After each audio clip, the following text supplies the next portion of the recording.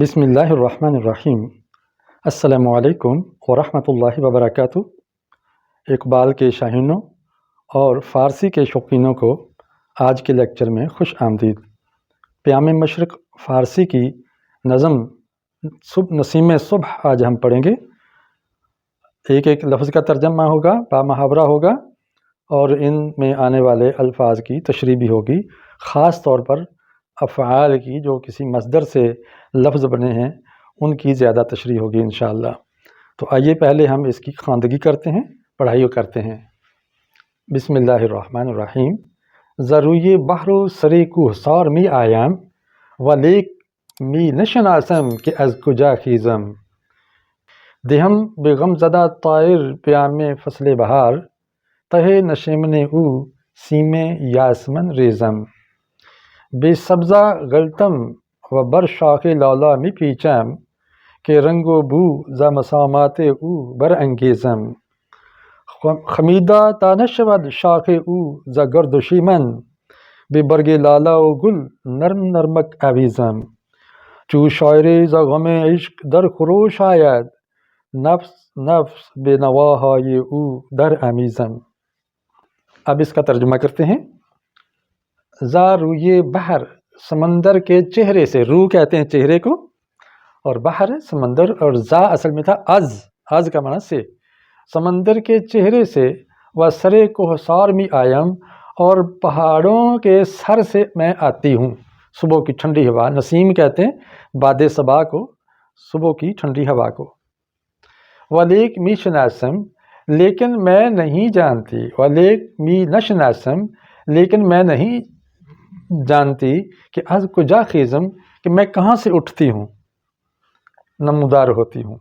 دہم بے غم زدہ طائر، میں اداس پرندے کو دیتی ہوں پیام فصل بہار، بہار کے موسم کا پیغام کہ بہار کی آمد ہے، خوش ہو جاؤ۔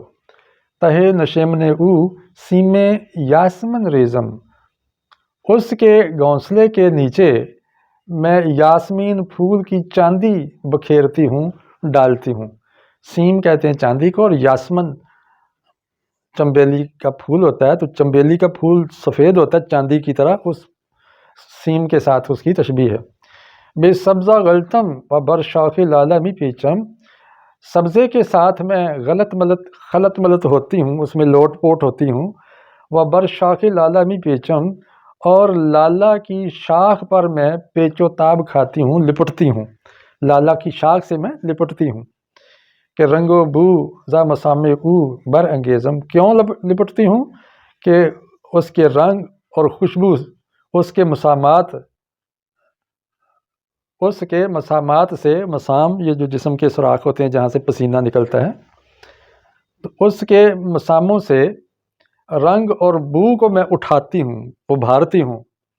خمیدہ تا نشود شاخ او، تاکہ اس کی شاخ جھک نہ جائے، جھکنے والی نہ ہو جائے۔ ذا گردش من، میری گردش سے، میرے گھومنے پھرنے سے اس کی کہیں شاخ ہی نہ ٹوٹ جائے، جھک نہ جائے، کمزور نہ پڑ جائے۔ بے برگے لالا و گل نرم نرمک اویزم، اسی لیے میں لالا کے پتے سے اور اس کے پھول سے نرم نرم ملتی ہوں، نرمی کے ساتھ اس کے ساتھ میں لگتی لپٹتی ہوں۔ چو شاعر ز غم عشق در خروش آید، جب کوئی شاعر عشق کے غم سے جوش میں آتا ہے، در خروش آید جوش میں آتا ہے، نفس نفس بے نواهای او در امیزم، ایک ایک سانس اس کی آواز کی، اس کی آوازوں کی ایک ایک سانس کو کیا کرتی ہوں؟ در امیزم، اس کے ساتھ میں مل جاتی ہوں، اس کی آواز کی ایک ایک نس اور سانس سے میں مل جاتی ہوں۔ اس نظم میں علامہ اقبال باد نسیم کو، نسیم صبح کو زبان دیتے ہیں، اور وہ نسیم صبح کی ٹھنڈی ہوا اپنی داستان بیان کرتی ہے کہ میں جب آتی ہوں پہاڑوں اور کوہساروں سے، نہ جانے کہاں سے میں چلتی ہوں، یہ مجھے بھی نہیں پتہ، لیکن میں جب آتی ہوں تو میں خوشیاں لاتی ہوں، بہار کی موسم کا پتہ دیتی ہوں، اور کھیتوں کھلیانوں پہ، چمن پہ، گلشن گلستان پہ میں چلتی ہوں، ان کو ہلاتی ہوں، ان کو گدگدی کرتی ہوں، اور وہ پھول مسکراتے ہیں، اور پھر پرندے چہچہاتے ہیں، اور شاعر کو بھی لطف آتا ہے ایسے موسم سے، اور شاعر بھی اپنے جوش و جذبے کا اظہار کرتے ہیں اور اس کے لیے نغمے لکھتے اور الاپتے ہیں۔ یہ ہے اس کا مفہوم۔ اس نظم میں جو لفظ کسی مصدر سے بنے ہیں ان مصادر کی میں نے ایک لسٹ تیار کر دی ہے۔ یہ 13 مصادر ہیں: آمدن آنا، شناختن پہچاننا، خواستن اٹھنا، دادن دینا، ریختن گرانا، غلطیدن لوٹ پوٹ ہونا، خمیدن خم کھانا یا جھک جانا، پیچیدن لپٹنا، برانگیختن ابھارنا، شدن ہونا، اویختن لٹکانا یا الجھنا، عمیختن ملنا یا ملانا، گردیدن گھومنا پھرنا۔ ان مصادر سے یہ ہر مصرعے کے آخر میں یہ فعل آ رہے ہیں، اور یہ فعل ان سے کیسے بنے ہیں؟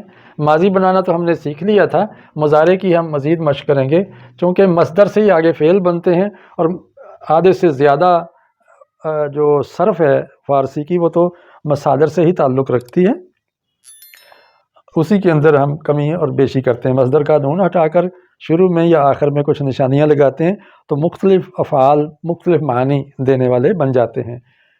لیکن مضارع چونکہ ایک ہی وزن پر نہیں ہے، مختلف انداز سے آتے ہیں، اس لیے میں نے آج صرف مضارع کا ایک نقشہ بنایا ہے، اور آپ کو شروع ہی میں بتا دوں کہ مضارع کے اندر ایک اپنا اس کا معنی ہوتا ہے، اس میں حال کا مفہوم ہوتا ہے، اس میں مستقبل کا بھی زمانہ ہوتا ہے، تو موقع کی مناسبت سے ہم اس کا معنی لے لیتے ہیں۔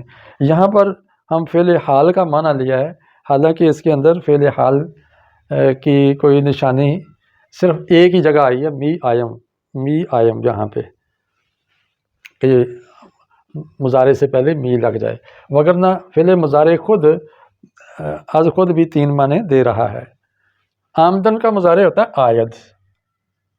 آید، اور شناختن کا شناسد۔ پچھلے لیکچر میں نے بتایا تھا کہ اگر خطن آ جائے تو خے زے میں بدل جاتی ہے، تو ایسا ہے اکثر، اور کبھی سین میں بھی چینج ہو جاتی ہے۔ خاصتن یہ ہو جائے گا خیزد، اور دادن دہد، دال کے نیچے زیر پڑیں گے۔ ریختن ریزد، یہاں پر وہی ہے کہ زے میں تبدیل ہو جائے گی خیز کی، تو ریزد مضارع۔ غلطیدن، اب یا دال نون ہے، یدن آ گیا تو اس میں سے دال باقی رکھیں گے اور دال سے پہلے اور بعد والا حرف حذف کر دیں گے، اس طرح یہ مضارع بن جائے گا غلطد۔ خمیدن سے بالکل اوپر والا ہی فارمولہ ہے، خمد۔ پیچیدن سے پیچد، یا اور نون ہم نے کاٹا، مضارع بنتا جا رہا ہے۔ انگیختن، اس میں بھی خیر زے میں بدل جائے گی، اور بر بھی کبھی اس کا سابقہ آ جاتا ہے، اور اس میں بھی ذرا معنی میں زور پیدا ہو جاتا ہے۔ اس کا کیا؟ بر انگیزد۔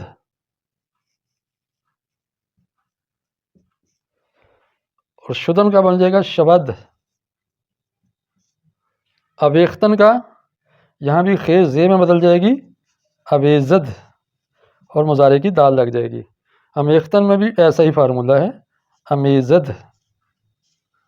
اور گردیدن سے اوپر والا یدن والا فارمولہ گردد، یہ پہلے بھی گزرا ہے۔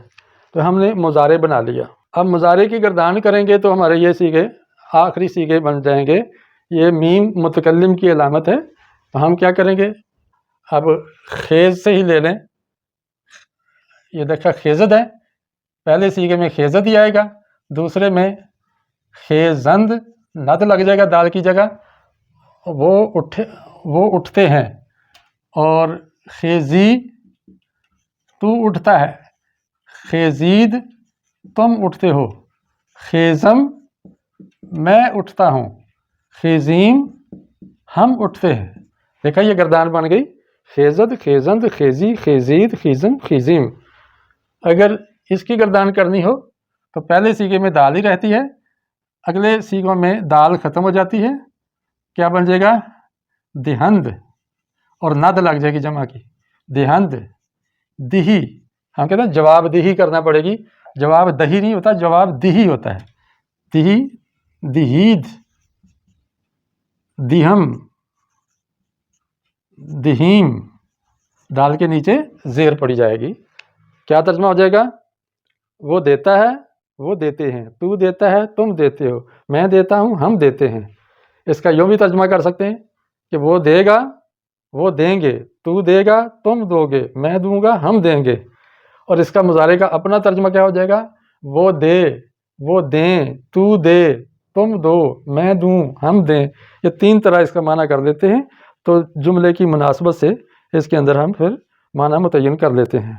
यहाँ से आप खुद गर्दान बनाएं इनकी। इसी तरह दाल ख़त्म कर दें, पहले सीगे में रहने दें, उसके बाद दाल ख़त्म करके नद या यद मीम यम ये लगाते जाएं। नद या यद मीम यम। इस नज़्म के अंदर ये सीगा ज़्यादा इस्तेमाल हुआ है। खेज़म, रिज़म, परंगेज़म, अवीज़म, अमीज़म और दिहम ये अफ़आल इसके अंदर इस्तेमाल हुए हैं। तो ये था आज आपका सबक। आज हमने पहले मुज़ारे की गर्दान सीखी है, मज़ीद उसकी मशक़ कर ली है। उम्मीद है आपको फ़ायदा हुआ होगा। अगर पसंद आया तो लाइक कीजिए, दूसरों को भी शेयर कीजिए। नया चैनल है, आप नए हैं तो सब्सक्राइब कीजिए, औरों को भी इसका सब्सक्राइबर बनाइए। इजाज़त चाहता हूँ। अस्सलामु अलैकुम व रहमतुल्लाहि व बरकातुहू।